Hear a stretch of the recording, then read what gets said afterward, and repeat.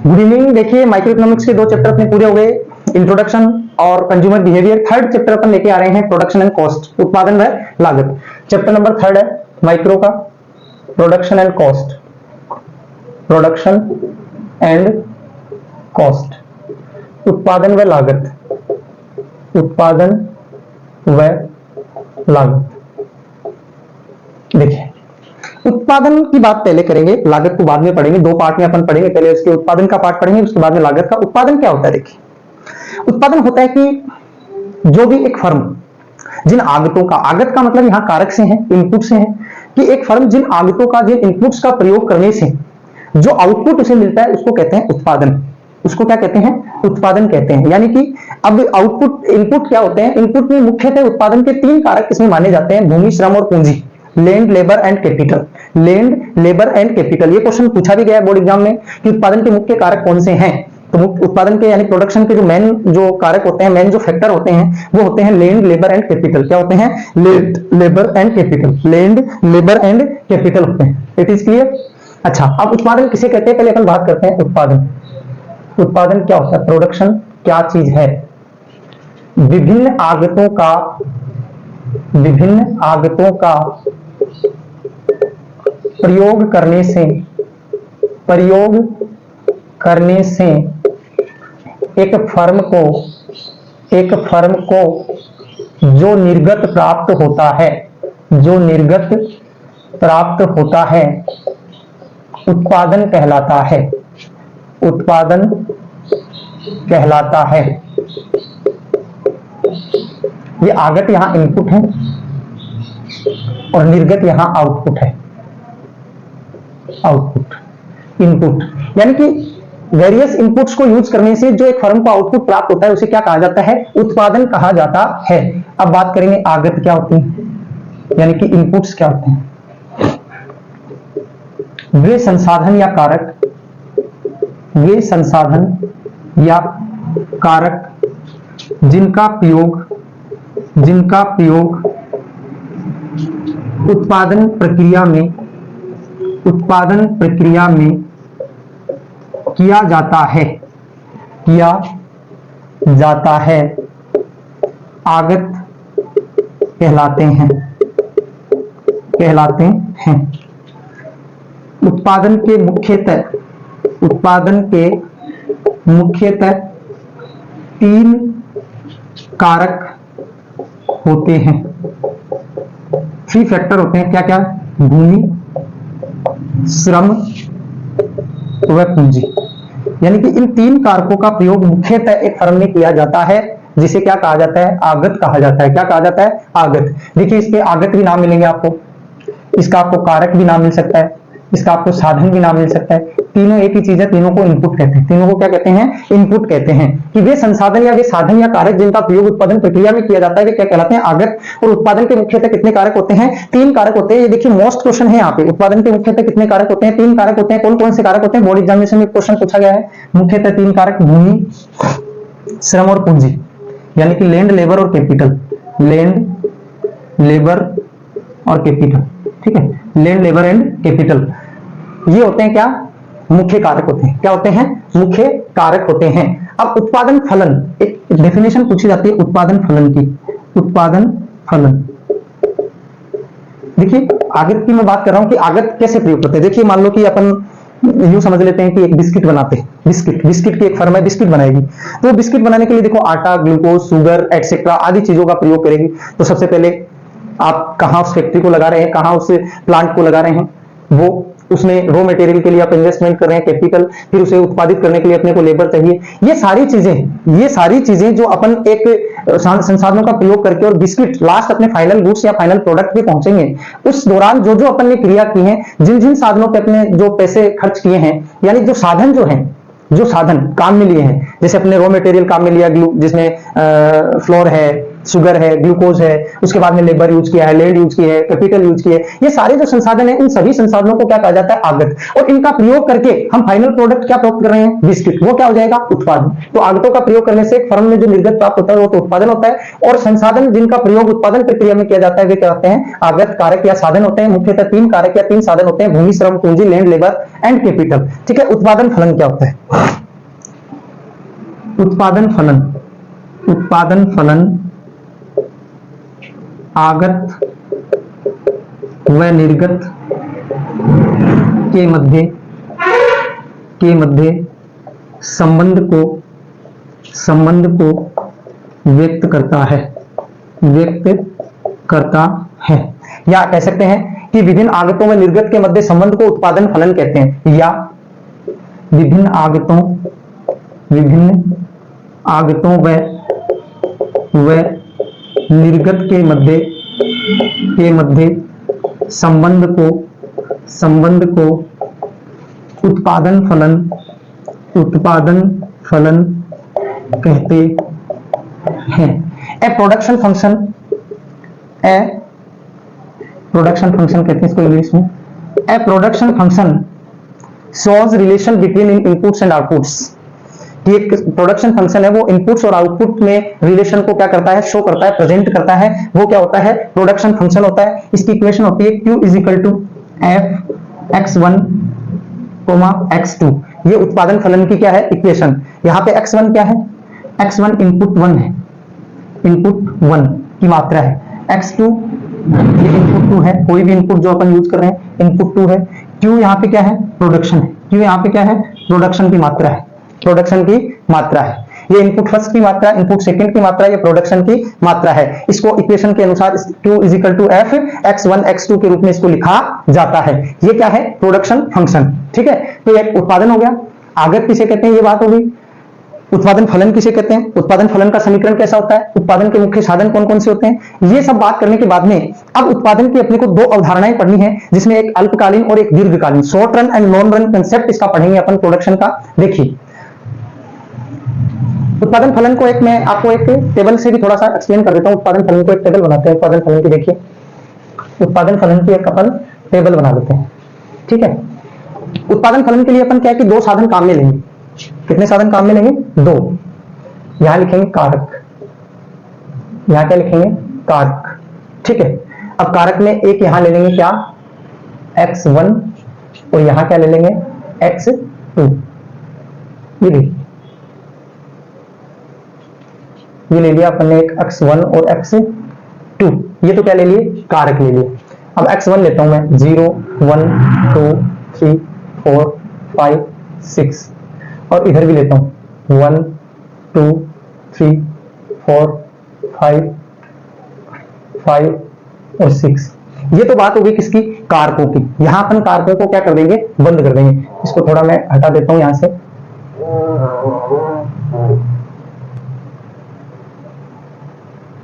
क्योंकि ये कारक हैं, इसको अलग लाइन में अपन ले लेते हैं। ठीक है। इसको अपन यूं ले लेंगे, इसको अपन यूं ले लेते हैं। ठीक है। ये कारक है और ये लो, ये इतनी बात आ गई कारकों की कि ये तो है कारक। ये क्या है? कारक है। यानी x1 कारक है, वो 0 से 6 है। इधर x2 भी 0 से 6 है। अब देखिए, अब इसका 0, इसका 0 और इसका भी 0, दोनों का इसको क्रॉस लिखना था थोड़ा सा, यहां से 0 लिखूंगा, सॉरी। ये देखिए, इसको थोड़ा सा 0, 1, 2, 3, 4, 5, 6 है ना। और इसको लिखूंगा थोड़ा सा नीचे से 0, 1, 2, 3, 4, 5, 6। अब देखिए, इसका 0, इसका 0 यदि यूज करेंगे तो प्रोडक्शन क्या आएगा? 0। प्रोडक्शन क्या आएगा? 0, 0, 0, 0, 0, 0, 0। मतलब ये क्या कॉम्बिनेशन है? इसको समझिए आप कि ये क्या बताता है? रिलेशन बताता है ना कि इसका 0, इसका 0 तो प्रोडक्शन 0, इसका 0, इसका 1 तो प्रोडक्शन 0, इसका 0, इसका 2, 0, 3, 0, 3, 4, 0, 5, 0, 6, 0। यानी दोनों का जब एक का 0 और दूसरे का 1 2 3 4 5 6 तक जब अपन इकाइयां यूज करते हैं तो प्रोडक्शन क्या आएगा, 0 ही आएगा। क्या आएगा, प्रोडक्शन 0 ही आएगा। प्रोडक्शन क्या आएगा, 0। और इसी प्रकार इधर भी क्या आ जाएंगे, 0। बात समझ में आ रही है ना। इसके 0 के साथ इसका कोई भी कॉम्बिनेशन लोगे तो प्रोडक्शन आएगा 0। इसके 0 के साथ इसका कोई भी कॉम्बिनेशन नहीं है तो प्रोडक्शन आएगा क्या, 0। प्रोडक्शन क्या आएगा, 0 आएगा। अब बात करते हैं अपन कि जब एक एक हो तो क्या आएगा, तो यहां आएगा 1 3 7 1 3 7 10 12 13, यानी कि इसकी एक में 1, इसकी 1, इसकी 2 में 3, इसकी 1, इसकी 3 में 7। यानी कि जब एक संसाधन को अपन जैसे जैसे बढ़ाते जाएंगे वैसे वैसे जो अपना प्रोडक्शन है वो क्या होता जाएगा, इंक्रीज होता जाएगा। इसमें 3 10 18 24 26 27, ठीक है। यहां भी ये प्रोडक्शन 2 इसकी और इसकी 1 2 3 4 5 6 तक करेंगे तो ये बढ़ता जाएगा। फिर इसकी तीसरे की 3 लेंगे तो ये 7 18 30 40 56 72 ये बढ़ता जाएगा। फिर 4 का लेंगे कॉम्बिनेशन, 10 24 40 50 70 80 70 90, ठीक है। ये बढ़ता जाएगा। ये क्या है, ये कॉम्बिनेशन है उत्पादन फलन का। तो उत्पादन फलन है वो किसमें, कॉम्बिनेशन को किसमें रिलेशन बताता है, 2 कारकों में। किसमें रिलेशन बताता है, आउटपुट और इनपुट में। तो देखिए 2 कारक अपने पास क्या है, x1 है x2 है। ये 2 क्या है, कारक है अपने पास। एक क्या है, x1 है और एक क्या है, x2 है। दोनों कारकों के मध्य अपन रिलेशन निकाल रहे हैं कि अब दोनों कारकों के विभिन्न विभिन्न संयोगों को अपन यूज करेंगे तो प्रोडक्शन किस प्रकार से इंक्रीज या डिक्रीज होता है, इस बात की चर्चा है वो अपन इसमें कर रहे हैं। तो ये तो था अपना क्या, प्रोडक्शन फंक्शन। अब इसके 2 कंसेप्ट जो अपन पढ़ेंगे, शॉर्ट रन और लॉन्ग रन, उसकी बात करते हैं। तो देखिए शॉर्ट रन और लॉन्ग रन कंसेप्ट इसके देखेंगे।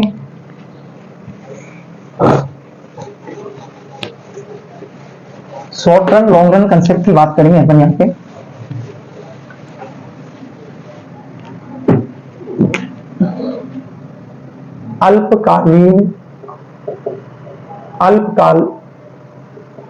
अल्पकालीन अवधारणा की बात करेंगे। अल्पकालीन अवधारणा, short run concept, short run concept, short run concept. Production का शॉर्ट रन कंसेप्ट देखो क्या कहता है, अल्पकाल में सभी कारक स्थिर होते हैं यदि चाहे तो उत्पादन में वृद्धि करने के लिए केवल एक कारक यानी कि श्रम में परिवर्तन किया जा सकता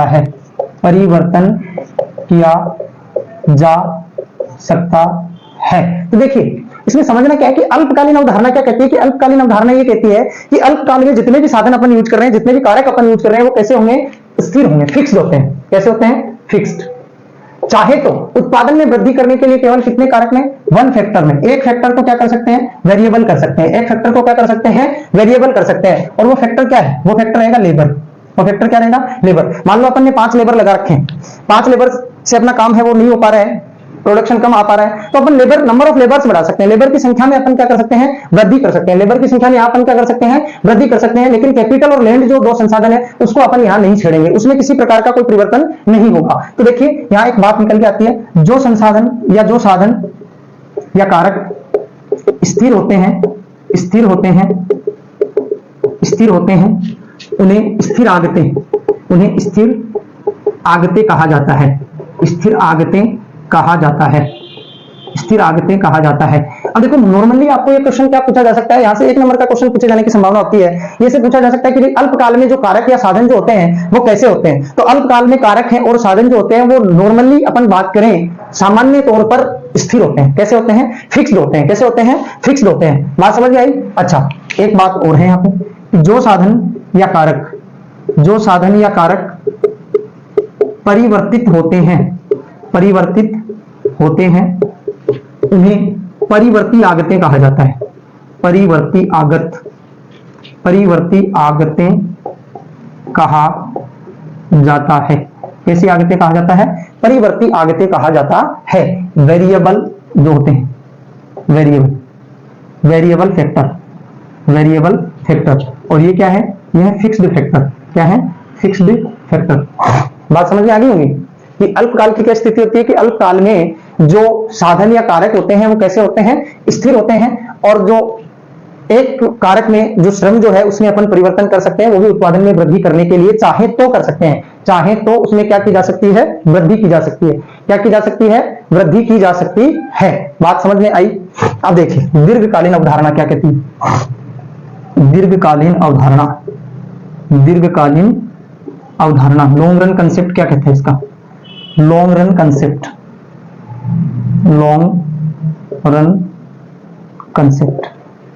ठीक है। लॉन्ग रन कंसेप्ट कहता है दीर्घकाल में उत्पादन की सभी आगतें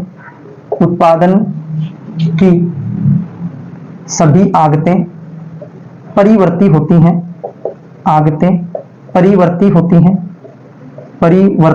हैं, अर्थात कोई भी आगत स्थिर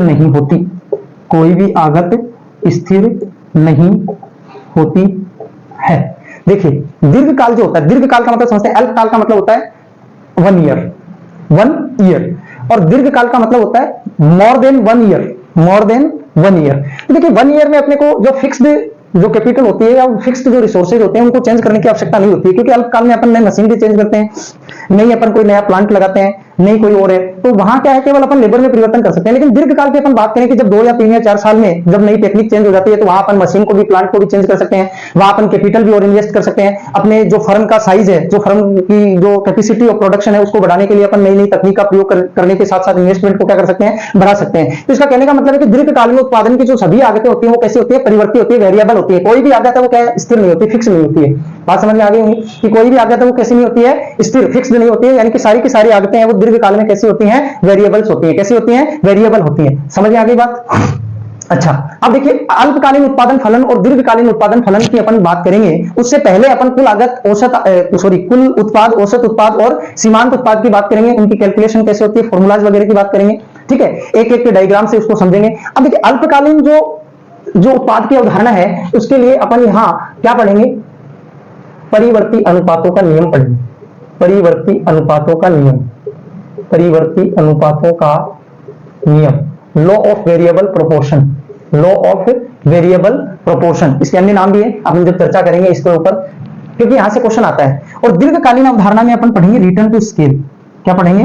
रिटर्न टू स्केल, यानी आपके सीधा क्वेश्चन आ गया कि अल्पकालीन अवधारणा से आप क्या समझते हैं? उत्पादन की अल्पकालीन अवधारणा को समझाइए। तो अपन किसके माध्यम से समझाएंगे? परिवर्ती अनुपातों के नियम से। किसके अनुसार समझाएंगे? परिवर्ती अनुपातों के नियम से। कई बार ये प्रश्न पूछा जाता है कि परिवर्ती अनुपातों का नियम है वो कब लागू होता है? तो अल्पकाल में लागू होता है। कब लागू होता है? अल्पकाल में लागू होता है। ये चर्चा अपन विस्तृत चर्चा इसके जब पढ़ेंगे परिवर्ती अनुपातों का नियम उसमें भी करेंगे। और ये पूछ लिया जाए कि दीर्घकालीन अवधारणा यानी कि रिटर्न टू स्केल है वो कब लागू होता है? तो दीर्घकाल में। इसको क्या कहते हैं? रिटर्न टू स्केल को पैमाने का प्रतिफल कहते हैं।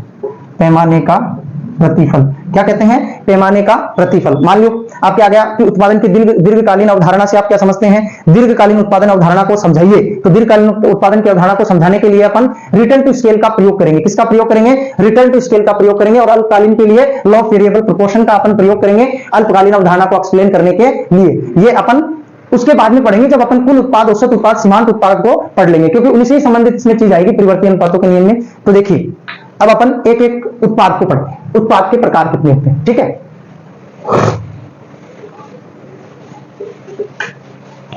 उत्पाद के प्रकार की बात करेंगे अपन। अपना नया टॉपिक है उत्पाद के प्रकार। उत्पाद के प्रकार, ठीक है। टाइप्स ऑफ प्रोडक्ट, यहां आपको 3 प्रकार दिए हुए हैं। उत्पादन को 3 प्रकार से बताया। पहला कुल उत्पाद, टोटल प्रोडक्ट। दूसरे नंबर पे औसत उत्पाद। कौन सा? औसत उत्पाद यानी कि एवरेज प्रोडक्ट। और तीसरे नंबर पे सीमांत उत्पाद, सीमांत उत्पाद यानी कि मार्जिनल प्रोडक्ट, मार्जिनल प्रोडक्ट। ये तीन प्रकार के उत्पाद जो हैं वो आपको दिए गए हैं। तीन प्रकार के उत्पाद की अपन चर्चा करेंगे। पहला नंबर है टोटल प्रोडक्ट, कुल उत्पाद क्या होता है। तो देखिए कुल उत्पाद क्या होता है, कुल उत्पाद की अपन यहां बात करेंगे। कुल उत्पाद किसे कहते हैं,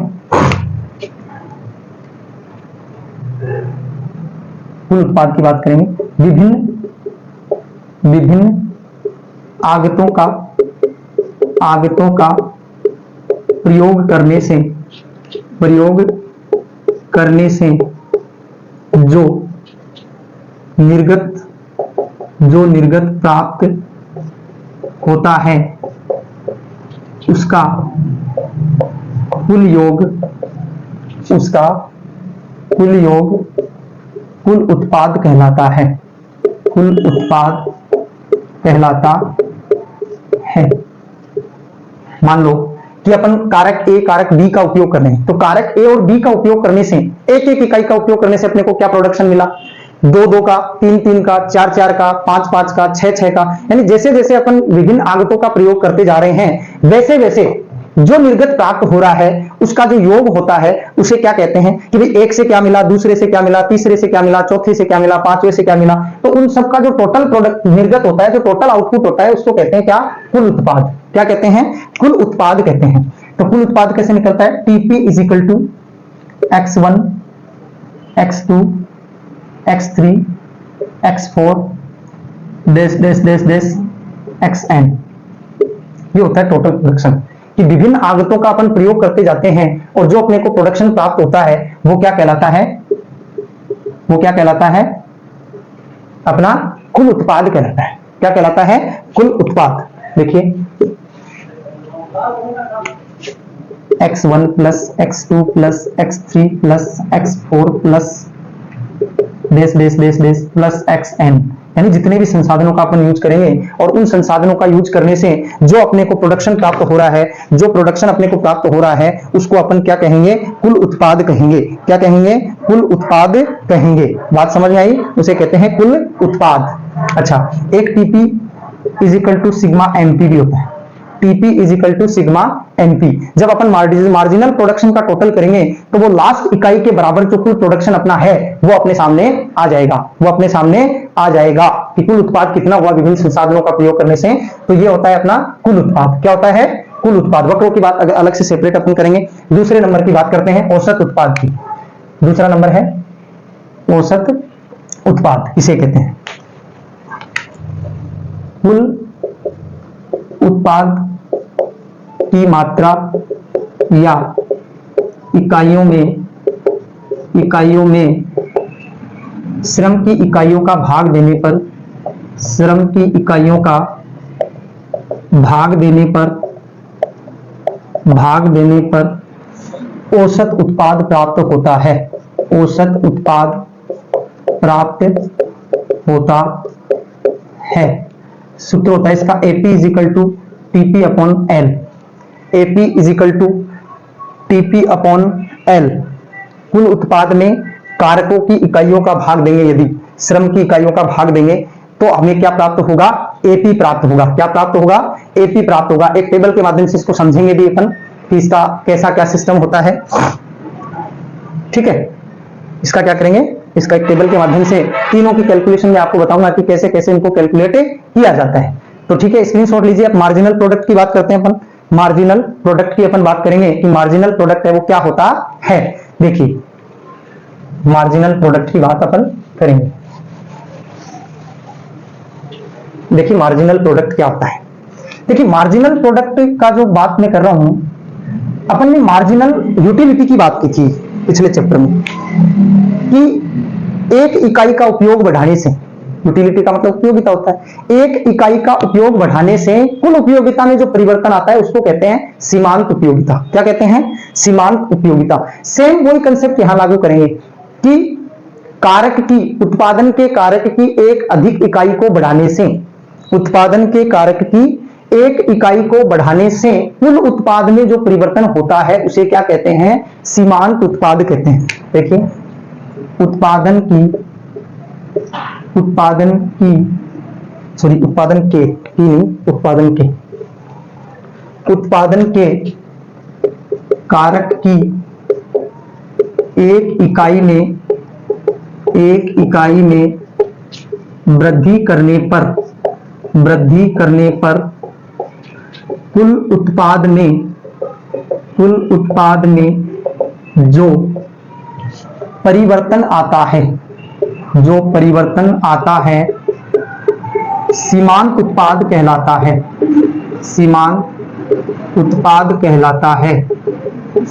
उत्पाद मार्जिनल प्रोडक्शन कहलाता है। बात समझ में आ गई कि उत्पादन के कारक यानी कि अपन लेबर की बात करेंगे कि लेबर की 1 यूनिट बढ़ाने से टीपी कितना बढ़ा, लेबर की 1 यूनिट बढ़ाने से टीपी कितना बढ़ा, वो होता है अपना क्या, मार्जिनल प्रोडक्ट। क्या होता है, मार्जिनल प्रोडक्ट। कैसे कैलकुलेट करते हैं, देखिए MP is equal to delta TP upon delta L. ये जो डेल्टा है वो ग्रीक भाषा का है, ग्रीक भाषा का शब्द है एक, और इसका अर्थ होता है परिवर्तन। इसका अर्थ क्या होता है, परिवर्तन होता है। तो इसको यूं भी लिख सकते हैं, कुल उत्पाद में परिवर्तन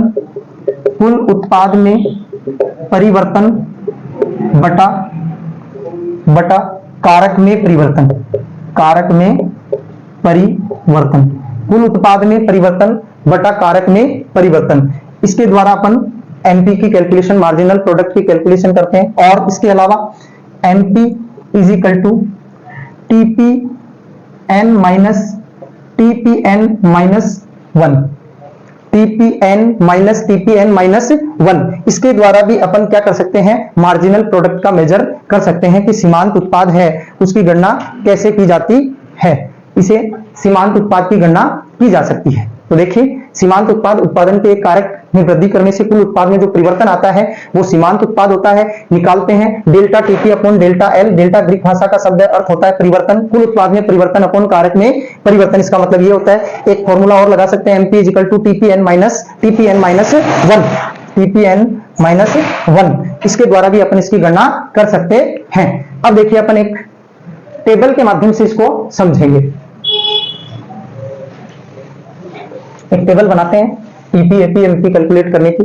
देखिए ये मैं बना रहा हूं एल 0 1 2 3 4 5 6 7। यहां बना रहे हैं टीपी 0 8 18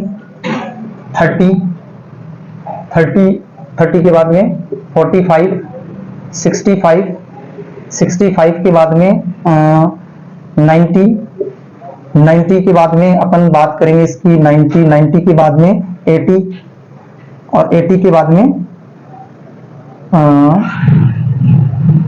80 के बाद में अपन ले लेते हैं 68। क्या ले लेते हैं 68।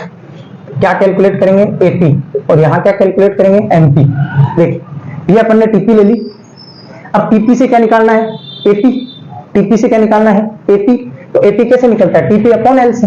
तो इसमें तो 0 ही आ जाएगा, इसमें 8 आ जाएगा, इसमें 9 आ जाएगा, इसमें 10 आ जाएगा और इसके अंदर आ जाएगा, ये डिवाइड करते हैं इसको 11.25।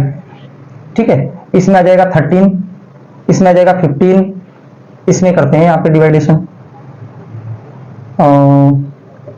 84 ले लेता हूँ तो ये आ जाएगा 12 और यहां ले लेते हैं अपन 80 तो ये आ जाएगा क्या 10। ये क्या आ जाएगा 10 आ जाएगा। ठीक है, क्लियर है। और यहां भी अपन 44 ले लेते हैं, कोई खास बात नहीं है यहाँ पे 44।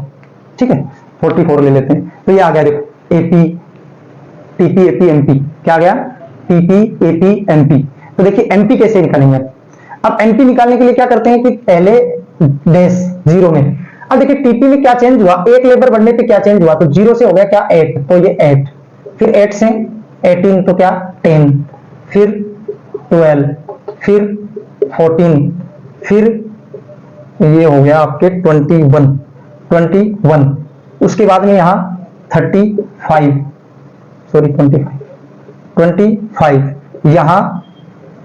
यहां फिर उल्टा हो गया।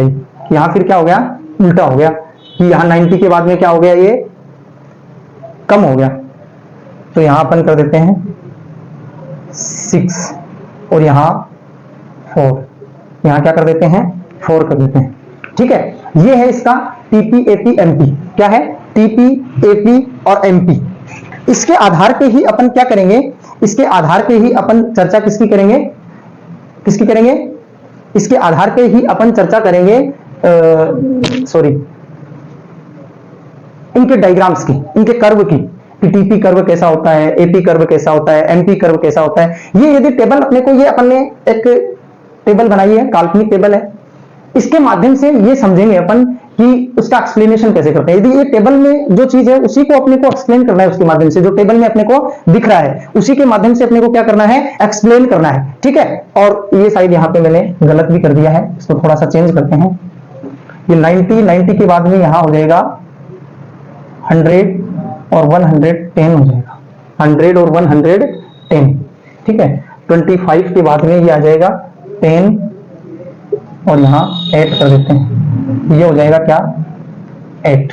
ठीक है, और इसको अपन कर देते हैं 7 1 14 98 7 2 और 7 8 लगभग ये आ जाएगा, और ये आ जाएगा 12। ये क्या आ जाएगा 12 आ जाएगा। ठीक है, ये है टीपी एपी और एमपी। अब मैं मोटा मोटी तौर से थोड़ा थोड़ा एक्सप्लेन कर लेते हैं, अपन कर्व कल पढ़ेंगे। देखिए टीपी क्या होता है कि जैसे जैसे आप कारक को बढ़ाएंगे वैसे वैसे टीपी क्या होगी, बढ़ती जाएगी। स्टार्टिंग में हाई रेट से बढ़ेगी।